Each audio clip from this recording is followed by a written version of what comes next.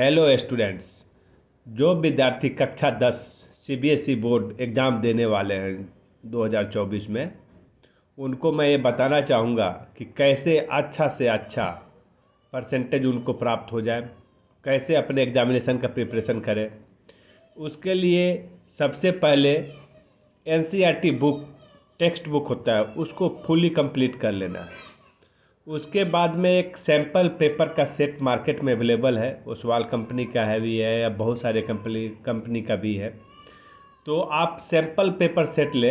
देख रहे हैं आप जो हमारे सामने रखा है, मैथमेटिक्स स्टैंडर्ड का है, मैथमेटिक्स स्टैंडर्ड।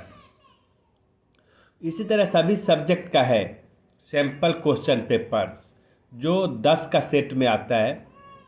आप 10 सेट आपको सभी सब्जेक्ट का लेना है। किसी पर्टिकुलर एक मैथमेटिक्स का ले लिया, उसके बाद आप मान लो ये मैथमेटिक्स का हो गया जो स्टैंडर्ड की तैयारी कर रहे हैं, फिर ये बेसिक का हो गया जो बेसिक से मैथमेटिक्स पढ़ रहे हैं, उसके बाद में साइंस सब्जेक्ट का हो गया। यहाँ पर लिखा, क्लियरली लिखा है 10 sample question papers class 10 science CBSE board का। साइंस का हो गया, सोशल साइंस का हो गया, उसके बाद इंग्लिश लिटरेचर्स का हो गया एंड हिंदी का हो गया। जो संस्कृत पढ़ रहे हो संस्कृत का भी कर सकते हैं। उसी तरह टोटल क्या हुआ, 1 बुक 1 सीबीएसई 2 3, उसके बाद 4 5 सब्जेक्ट है टोटल। बेसिक होगा या स्टैंडर्ड होगा, 5 सब्जेक्ट। 5 सब्जेक्ट मीन्स आपको हो गया एक सब्जेक्ट में 10 सैम्पल पेपर है, तो टोटल हो गया 50 सैम्पल पेपर्स। तो आपको टाइम टेबल ऐसे सेट करना है कि 50 सेट सैम्पल पेपर है तो per day 2 sample paper set clear आपको करना है। इससे आपको 25 दिन में टोटल सैम्पल पेपर्स आप एक बार सोल्व कर सकते हैं। इसमें आंसर भी दिया हुआ है। जो आपको नहीं आ रहा है, आंसर भी दिया हुआ है।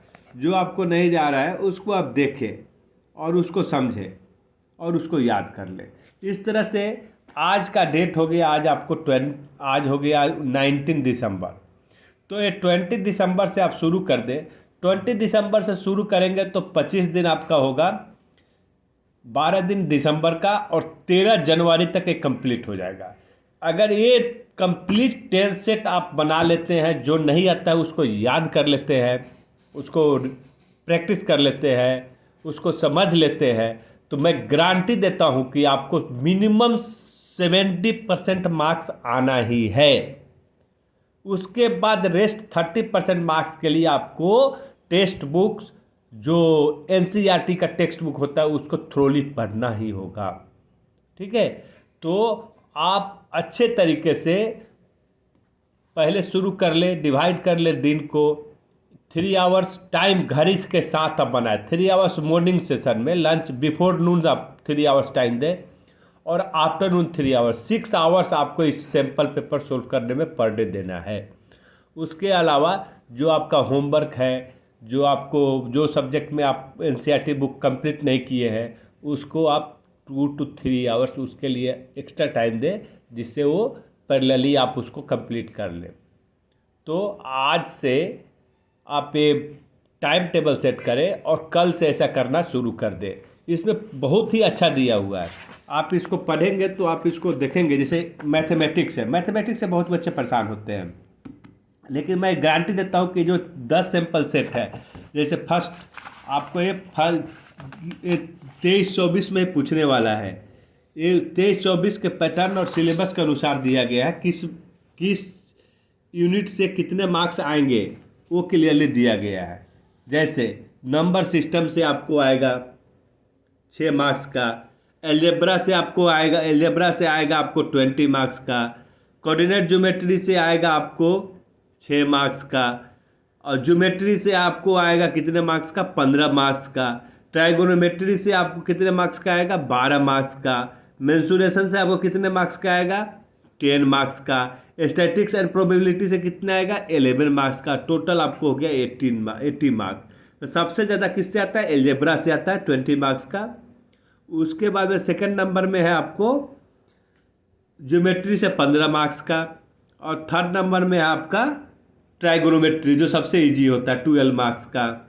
उसके बाद में मेंसुरेशन, ये भी बहुत इजी होता है, जब 10 मार्क्स का। उसके बाद में स्टैटिक्स एंड प्रोबेबिलिटी बहुत इजी होता है 11 मार्क्स का। तो आप इस तरह सिलेबस दिया हुआ है, सिलेबस के अनुसार आपको इसकी तैयारी पूरा अच्छे से कर लेना है।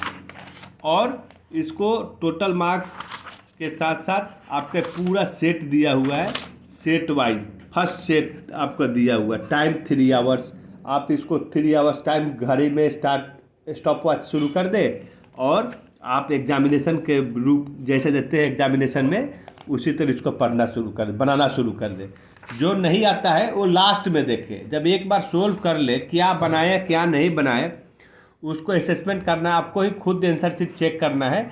चेक करने के बाद में जिसमें जो आपका रॉन्ग है या जो सही नहीं है, उसको आप प्रैक्टिस कर ले, उसको आप याद कर ले, फिर उसको सेकंड टाइम में उसको तैयारी करके आप उसको मेमोराइज कर ले। ठीक है, अब यही प्रिंसिपल फॉलो करें। तब तक के लिए जय हिंद, जय भारत।